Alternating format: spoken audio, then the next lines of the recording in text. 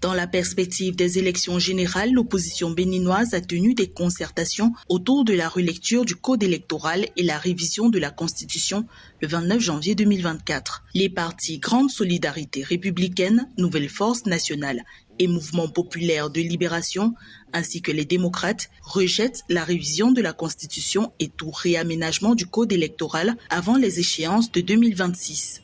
À la faveur ou au prétexte de la révision du code électoral, un projet de révision de la Constitution a été introduit à l'Assemblée nationale. Les populations nous demandent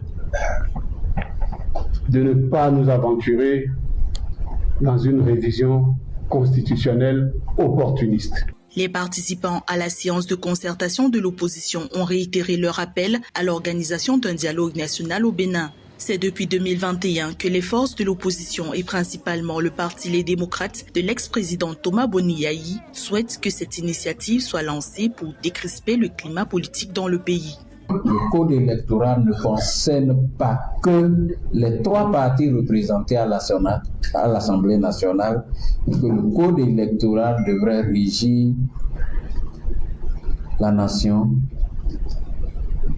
et particulièrement tous les partis politiques qui existent dans notre pays, qu'ils soient représentés à l'Assemblée nationale ou non. Cette consultation pour des questions importantes que nous avons toujours réclamées et que nous n'avons jamais eues. Nous avons appelé ça le dialogue.